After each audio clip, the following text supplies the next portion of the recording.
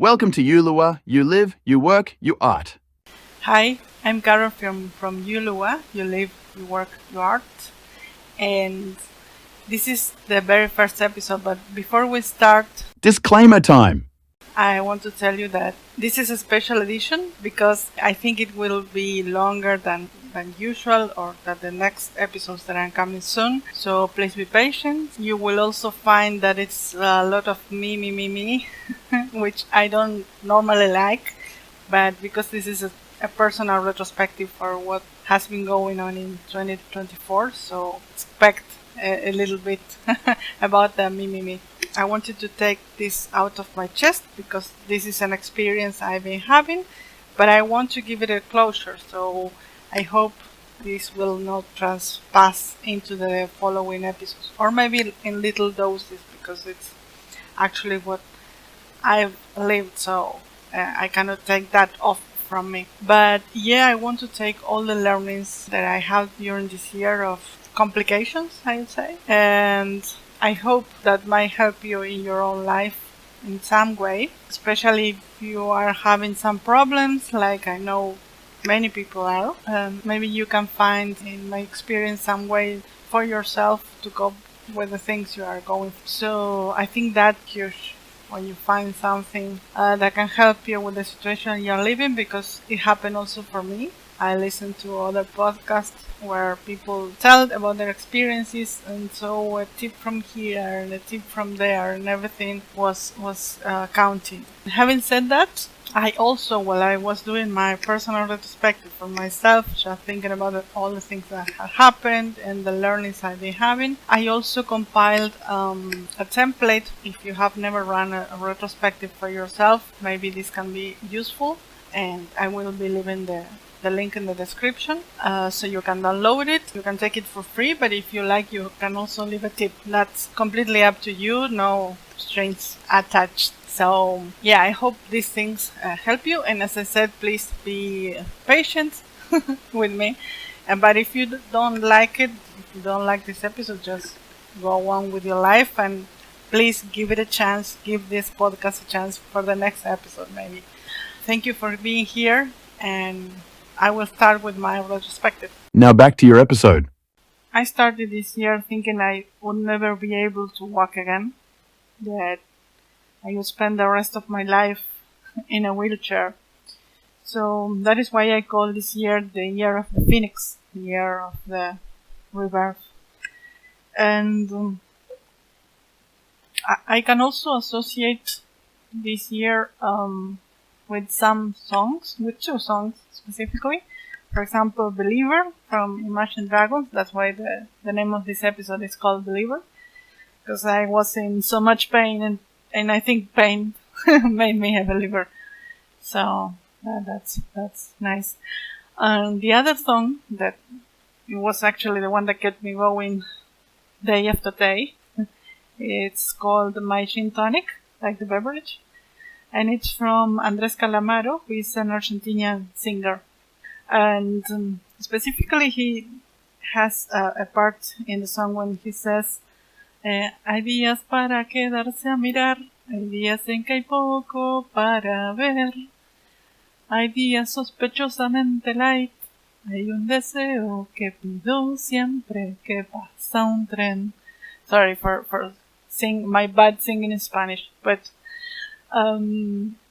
yeah, I will try kind of to translate it, because I think it's not exactly translatable into English, but so you can have the feeling of the song. So it goes something like this. There are some days to stay and see. It means to smell the flowers, to be happy. I think that's my interpretation. And there are some days where there is little to see. Those are the days of, I associate them with the pain, with the sorrow, with sad days. And there are days that are suspiciously light. Those are the meh days, the days that are normal, we could say. And after that, he finishes with, there is a wish I make every time a train passes by. But yeah, so every day of this year had for me one of these three categories. Was a day to smell the flowers, the good days, and the were the bad days, and the days that were just kind of normal. I kept on every day singing that song, and it helped me cope with this year. And then I will go with my year in numbers because I think it's nice to have um, some measure of the things you want to measure. In my case, this will be I will be talking about health because it was I would say my only goal basically this year to be more healthy, to be able to walk again. My measures or my metrics come from that. So the good news is I started walking on the 26th of March, and until now I checked a few days ago, but I think it was like 266 or some days by the time I'm recording this, and I only missed completely. I think there were 12 days or something like that I wasn't able to walk not even a minute. I have an app where I checked every day I walked, so I didn't walk. I didn't concentrate on the minutes at the time because when I started walking I was about 1 minute walk. So I just, with being able to walk, that was enough for me, so I didn't take any other metric. Okay, so you have also my gratitude level on the same page. And well, I have so many things to be grateful for, and I'm sure that you might have too. But I will be detailing them for categories. So let's jump into the categories I set up. They are on page 4, so if you're wondering what you have on page 3, you have some general learnings. For example, the most significant lessons you have, personal growth, top 3 accomplishments. I will not be sharing them right now, and I will go, as I was saying, directly to categories to evaluate. Those are personal growth, career, relationships, wellness, finances, and recreation. Regarding personal growth, I started doing slow stitching, and it helped me a lot. It helped me reflect on the things that were going on in my life. It helped me with the skill of patience, because I've never been a patient person, and now I think I'm a bit less impatient and less anxious than before. I also learned that complaining doesn't get me anywhere. Didn't get me anywhere. I was complaining a lot at first. I was angry, I was depressed, I was mobile. I was complaining about everything, but doing something to calm your mind, to make something useful, or, well, not necessarily useful, because art is not necessarily useful, but do something that gets you out of that situation. I learned that, and now every time I feel that there's something that I can't solve immediately, I take some kind of action, even if it won't solve the situation, but I do something. Because I am so many things, and including in those kind of things, I'm a coach, and I am also a problem solver. So if there's a problem, I have to solve it, and if I can't solve it, I go crazy. But I learn now not to, or at least there are some ways to cope with it. This time I was the vulnerable one. I'm always helping other people solve their problems, and by listening to them, giving advice and that kind of thing. And now it was me who needed help, and I couldn't accept that. That was a big, huge learning this year. Okay, so moving on now into the second category, which is career. I have to say here that I am super proud, and the proudest thing, one of the proudest. In the year, maybe the second one, because the first one is being able to walk again. But the second one is being able to stand up against systematic bullying at work.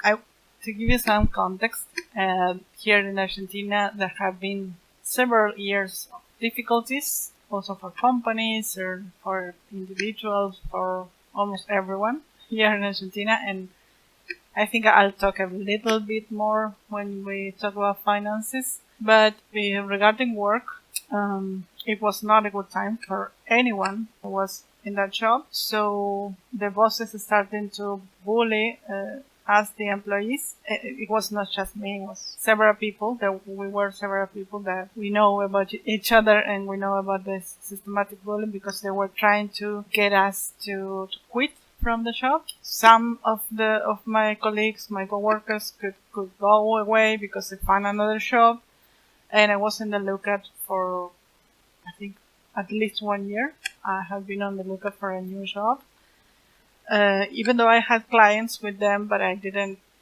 like this kind of bullying that we were living with my coworkers.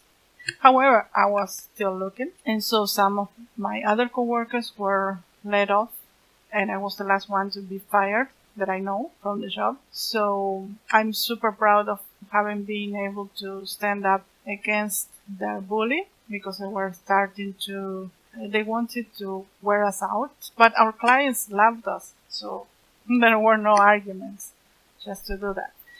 However, that was the situation, and I think I still had some little light inside of me, something that told me you are alive and you don't have to put up with this BS.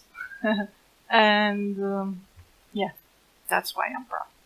So that's the context, and it was not only happening to me. So yeah, I wanted to say that and emphasize that because sometimes it seems like, oh, you were the victim of the situation. No, it was general, and it was happening to all of us. So it was not personal. I didn't take it personally either. I kind of understood why they did that, but I'm not justifying them at all. So yeah, I'm very, very, very proud of having stood up against them. And when they let me off, I felt exactly like in the movie The Lord of the Rings 2, Two Towers. If you haven't seen them, which I find that's kind of rare because it's quite known. If you haven't, don't worry, will be spoiling just a little part of the movie. So when Gandalf and the team has to go to Rohan to ask the king Theoden for some help, Theoden is like almost dying. He's super sick. He's old, super old. He's like almost dead in his throne. And Gandalf realizes that he has been put under spell. He's actually possessed by Saruman, as the bad guy of the movie. So Gandalf says, he takes out his staff and says, I release you from your spell. Then Saruman, the bad guy, goes out of the body of Theoden. And it seems like just in a second or in a matter of seconds, Theoden starts to get younger again. After those seconds, he's like, I don't know, 40 years younger than before. So that's exactly what I felt when I was fired from that job. It was like a huge burden, a huge spell has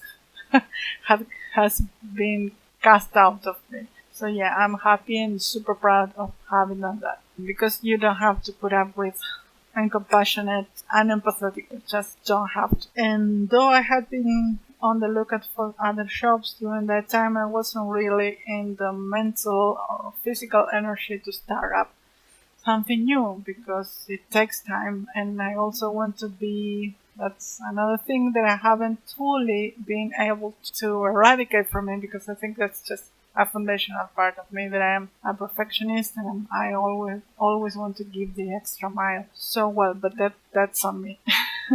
But anyway, you don't have to be under those circumstances, and on top of that, have those kind of people around you. So yeah, I'm super proud of that. And another thing is that I'm even more proud than that. I'm prouder, like I said, that during this whole situation, during this year, I was able to advise and coach about 6 leaders from different companies who were congratulated, they were promoted because they exceeded their goals and expectations, and some of them were the company owners. They had more things that now on their plate that they thought they would have, and that was in part due to my contribution to their work. Of course, they did a lot of things to get there, but I think I contributed to the work too. And actually, that's what they said after that. And I'm super proud because of that. And I'm super proud of them. I'm super proud of myself, despite of the circumstances, to be able to do that. Also, regarding career or professional, I wanted to start this podcast for at least 6 months ago. Yeah, I've been thinking a lot because all these learnings I've been having, there are much more than the ones we are talking right now. All the things I had time to think about were things that had been going on my mind, but I didn't have the energy at first. And then I had another thing to be proud of because Belen, a friend of mine, she came with an idea which ended up being this podcast that we started this month on December, which is called Dos Minas Hablando de Negocios, also in Spanish. So if you are learning Spanish, some of my friends are learning Spanish. If you want, you can listen to our podcast, which is on YouTube and also here on Spotify. And yeah, I delayed Yulua because of that. Wasn't the right time to do 2 things at the same time, so I decided, okay, Yulua will come next. I am super happy to and thankful also to Belen because she was the one that came with an idea that we could do something together. I really appreciate that. So that's how this podcast was started. I still feel there's space where Yuluga has to be on its own because I not only because it's in English, it's a different language, and also because I have so many things that I have been thinking about that are not only for business, the case of the other podcast, but also about life, about health, about art, about so many things I've been connecting the dots with. So, and I've been interlacing those learnings. So I think there's another space for Yulua. And now I am able to start, and I'm super happy about that too, because I wanted it to be on 2024. So I think it's a good way if I start with a retrospective, because I no longer want to talk about this that I'm talking right now. So, or maybe in little doses. Not all the things that happen, but yeah, I wanted to take all out of my chest and say, okay, this is all the things that happened in 2024, and yeah, that's what it is.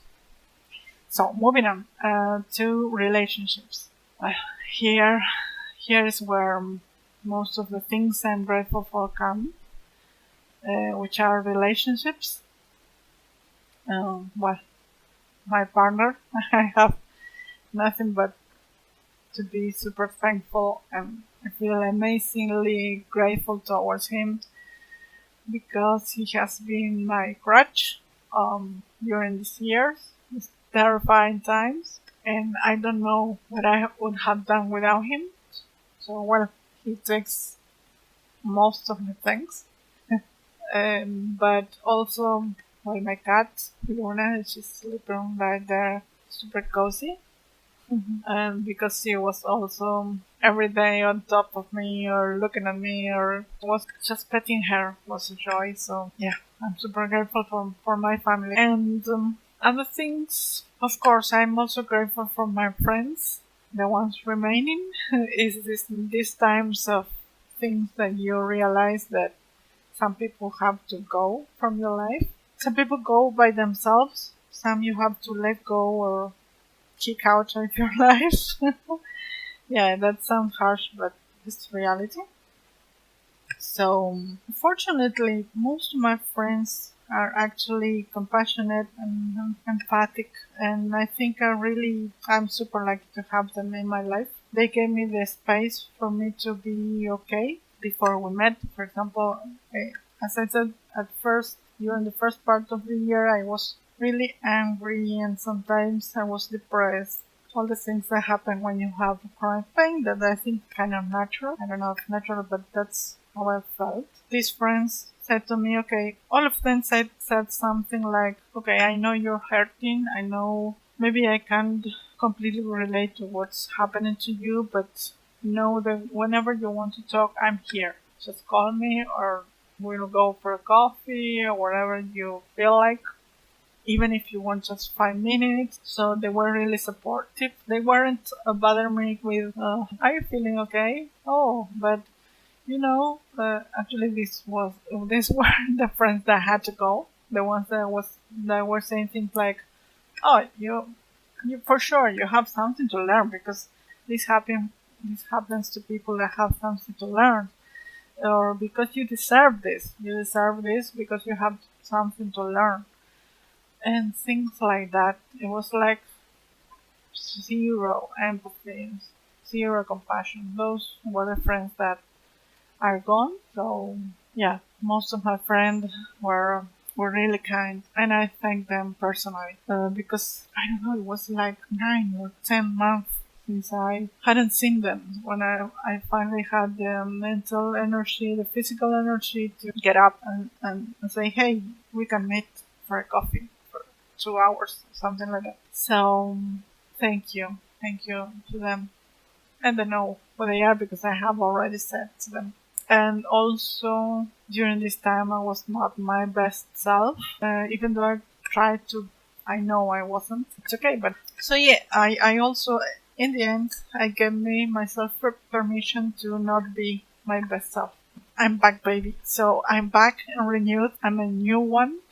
Personally, I'm renewed. For those that have met me during my last best year, it was 2019. Yeah, I'm like that. I'm super lively, I'm helping, I'm active, and I love traveling and I love doing so many things, giving conference, giving training, coaching, dancing, performing. I don't know. I do so many things. So that's me. Maybe if you knew me during this year, that's not me. So we can find each other again and have a start, fresh start, so we can know each other. Okay, moving on. Because we have 6 categories. So if you came up to here, we're just in the middle. Yeah, I know it's kind of depressing, this retrospective, but I know I have to get it out. So if you don't like it, just don't waste your time. Go on to your life because I know that time is precious and life is short. But having said that, I will continue. So the next category is wellness. Well, this year it's all about wellness, all about health. Yeah, anyway, this year regarding emotional health or mental health, I also mourned for my other cat, our beloved cat that left us in 2023. Actually, when almost I was, and this situation took a heavy toll on all my well-being, not only emotional but also because of due to the medication, the inactivity, and also the intense pain. I developed some other less severe but some illnesses and some things, some issue health that I have to take care of now that I'm taking care of. So it was draining. And another thing that was also I had to take care of. And during this time, I tried so many different methods, doctors, you name it. I tried everything I could. It was in my hand. Sometimes I tried too much, and it had some fallout because I moved 2 steps forward and 10 backwards because I tried too hard sometimes. So I was in that kind of bad pacing of the recovery. But after that, I finally could learn by myself what was good for me, for my body, for my specific situation, and what was doing more damage than good. Also, because I'm a perfectionist and I was trying to heal as soon as possible, I was doing too much, and it took me backwards a lot. So now every time I'm starting a new thing, I'm doing it super, super slowly. For example, when I started walking, at first I started walking 15 minutes and I could sustain that for 1 day, and then I came back, and it was a big backward because I was, I don't know, 2 weeks without being able to walk. So I started back for good in March, 30 seconds, then for a week, 30 seconds for a week, 1 minute for a week, and that. So I started super, super slow, and patience against was a key factor. Anyway, in July, I started super, super slowly, again, practicing Qigong. I didn't complete the whole exercises the teacher was doing because I knew if I did, maybe I could, but if I did that, I would stay, I don't know, maybe 3 months again without being able to walk, and then that was something I didn't want to happen again. So I started slowly, and actually this had a huge good impact on my body and recovery. So I'm still practicing Qigong weekly, and I feel now that I sometimes find things that I said, oh, I never thought I would be able to do that again, because like it's like dancing but super slowly, and I'm happy doing that. So it's like my dance practice in slow mode. It's of course not dancing. It's nothing to do like that. For me, it's really, I can find the words. For me, it's been super encouraging to see that I could do it. I'm doing better every time I take a class. Maybe there's some classes that I'm not at my best, but I still do what I can. It's helping me a lot, both mentally and emotionally, and physically too. Yeah, in at all levels. I'd say also for my soul, because I feel like I'm dancing again, and that makes me so happy. And my soul is that. Yeah. So what else? I have written several things for this category. Yeah, another thing is I thought a lot about this, because everyone that's my friend or family and everything, they think oh, you are super strong because I have done things in my past that doesn't matter right now, but yeah, people think I'm strong, but I thought a lot about it because I didn't see myself as strong during this time. But I'm happy to call myself, and to consider myself as resilient. So yeah, I think maybe I'm not so strong, or at least not as people perceive me to be. People think that I'm strong, but I don't think so. So I'm resilient. I'm a survivor. Yes, I'm a survivor. That is what I am. A resilient person. Yes, somehow that's important for me to make the distinction. Okay, let's move on to finances. Oh, yeah, a big one here. It's funny because my friends from all over the world, they were concerned about me, and they say every time I hear something about Argentina, the situation is terrible, and I don't know how you stay there, and I don't know how you cope with the things that are going in Argentina, and most of the time they were my news people because I didn't know what's going on in the world.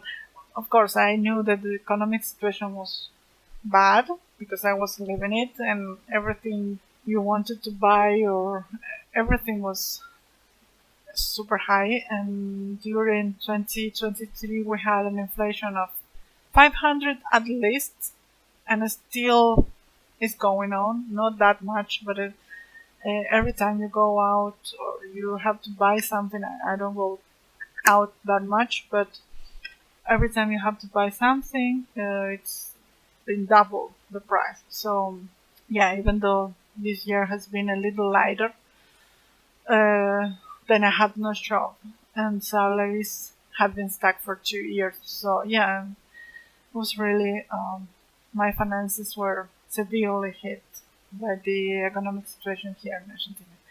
But at the same time, of course, I was worried, and I am still am worried about situation, and also because of the social security didn't cover so much of my medical treatment, and I have to cover it on the side, and it was a complicated situation, like for everyone else in Argentina, or most of the people in Argentina. But I had on my mind other things, health. So I try not to stress too much about this topic because, well, otherwise it would be another burden. And I try to stay as calm as I could. I still am trying to. But it was really funny because my friends were super worried, and I always said to them, well, Argentinians, we are used to crisis. We are always in crisis, but yeah, this time was heavy. Was really a hard one. I was just trying to calm them and saying, okay, don't worry, we are resilient. We are survivors here in Argentina. We know uh, this will pass too. So, but because I didn't want them to worry them. So yeah, finances, there's not much to say about that.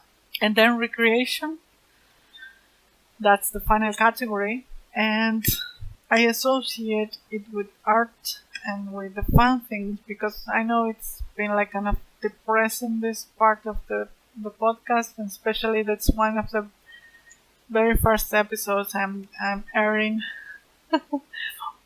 But anyway, I was for the first 6 months. Yes, I didn't have much fun, but we always, I mean, my partner and I always find a little spaces to joke or to get a laugh. Even when every time I laughed at first, it was super painful because all my body was shaking for the at the laugh, and it was hurting. But I prefer the kind of hurting in the body.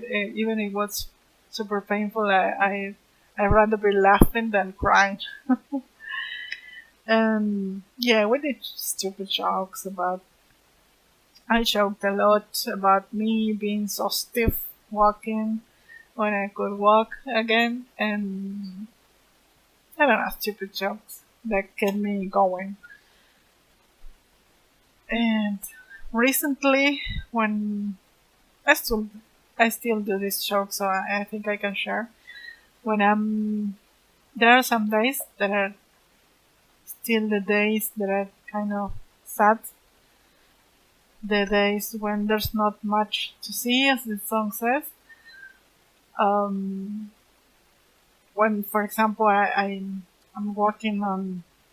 Oh, because I didn't say this. Yeah, I'm walking now, but I'm walking on the palier of the building on my floor because that's when I can walk well because of the plain surface. When I go out on the streets, I have to be more careful, and sometimes I'm slower than walking out here. So this is my catwalk, my runway, and it's of course short. I don't know, it's like 3 meters, maybe a little more, 5. And every time I had to do my turn on the catwalk, I um I sometimes feel because my injury in the spine is on the side of the left side of my spine. So every time I had to turn left, I say, I'm Zulander, here I come. Sometimes I cannot. So like Zulander, I cannot turn um, left. And that's some joke I do, and we have a stupid laugh. But it's funny. Yeah, we laughed a lot. And when I was able to be sitting on my own here in front of the computer, I sang, I listened to music. I also watched some serious fun things. I don't know, stand-ups, all the things I could just to have a laugh, at least for an hour or so.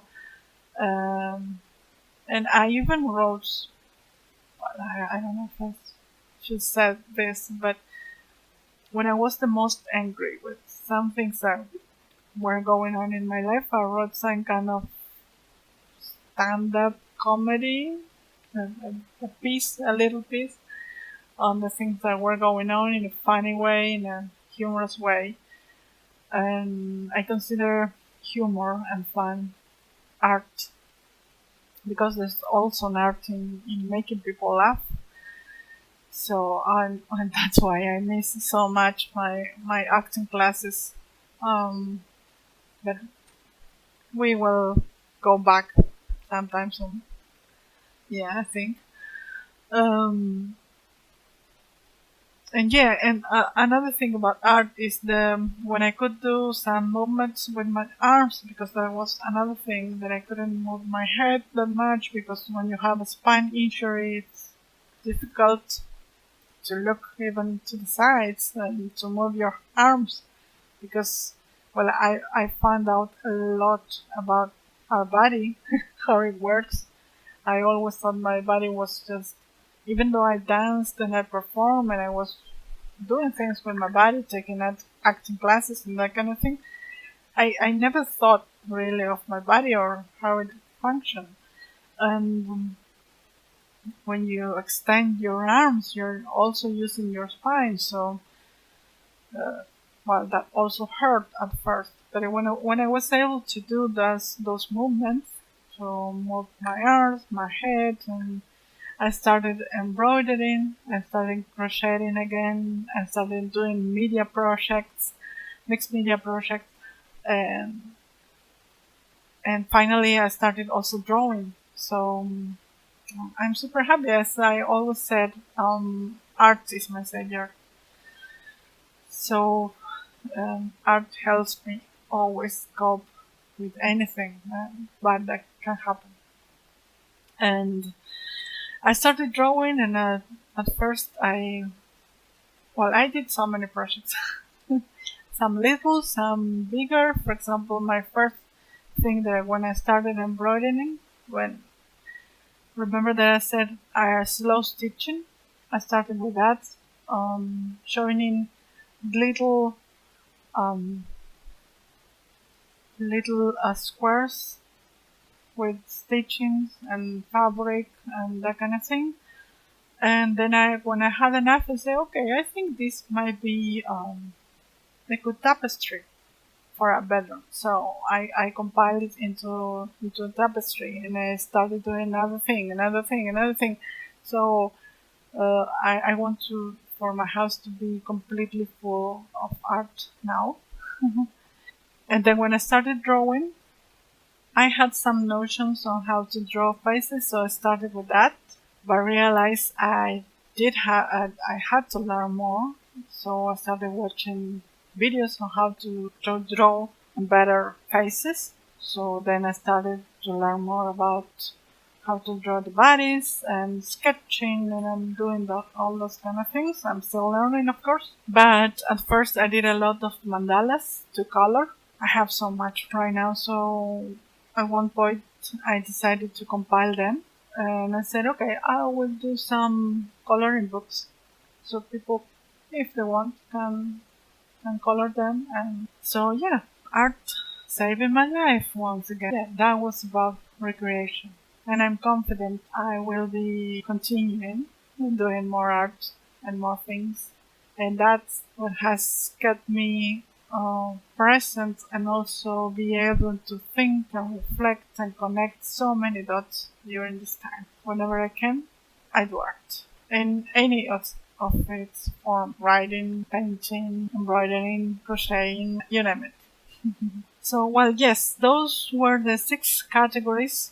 We'll remember the categories. There were personal growth, career, relationships, wellness, finances, and recreation. And on page 6, I have a summing up of the things I want to do for next year that will help me improve myself and in these categories and as a person. So I put 3 things. It's quite known. This kind of retrospective is start, stop, and continue.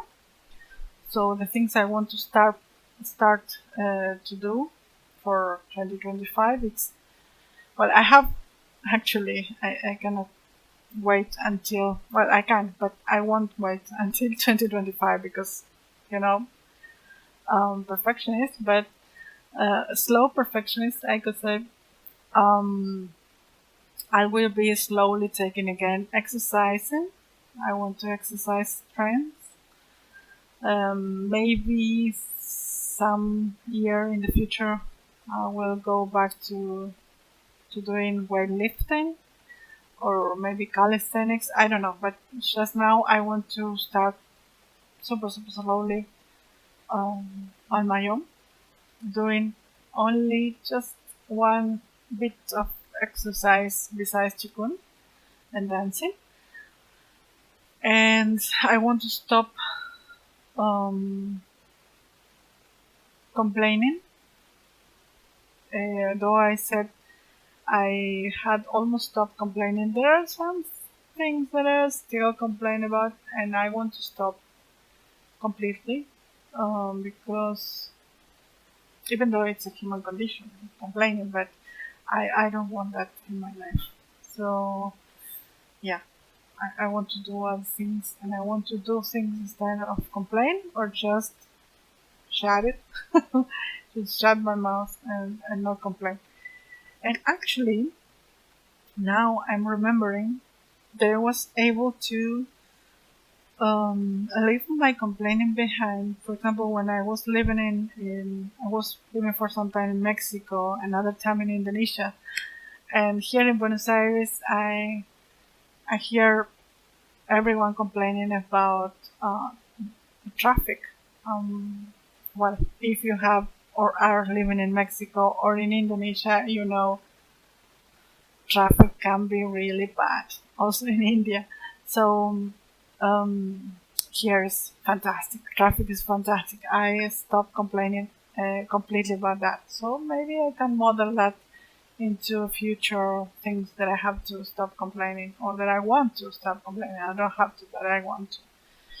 So yeah, and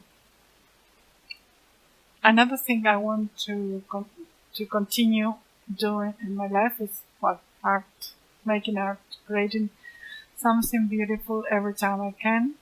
Or maybe it's if it's not beautiful because I'm also at peace with ugly and even useless things because I think art is about the process. So I just want to make art.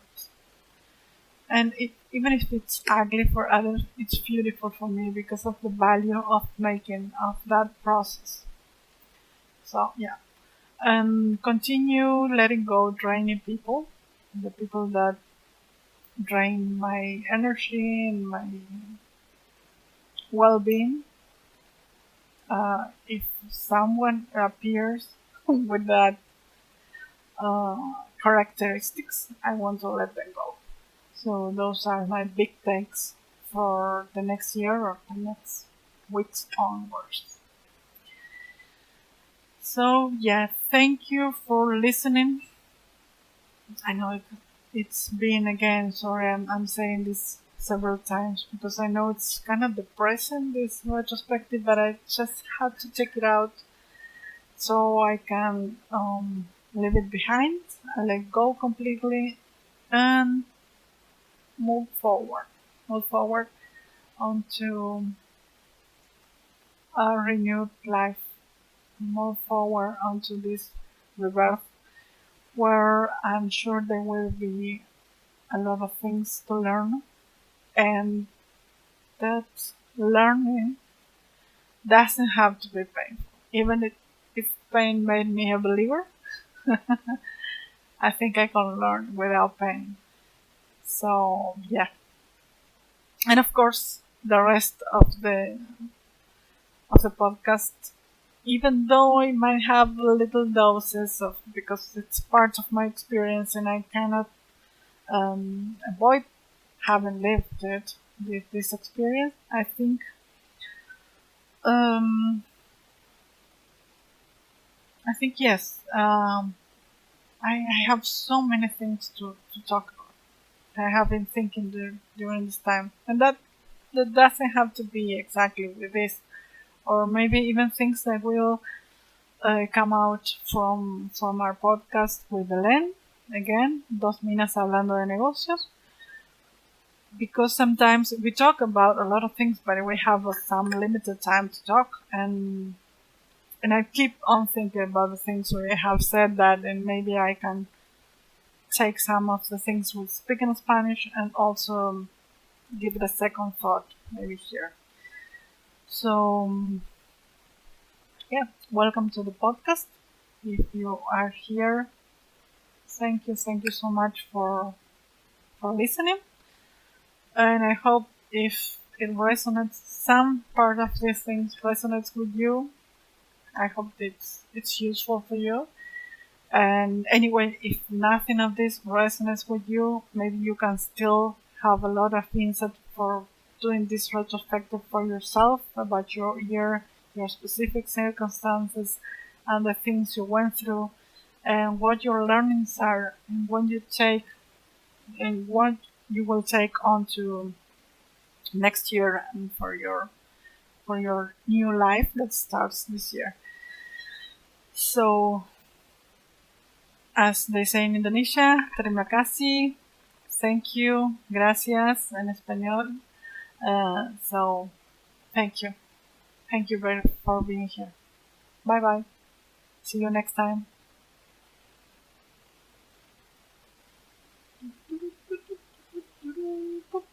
Hay días para quedarse a mirar, hay días en que poco para ver, hay días sospechosamente light, hay un deseo que puedo siempre, que para siempre.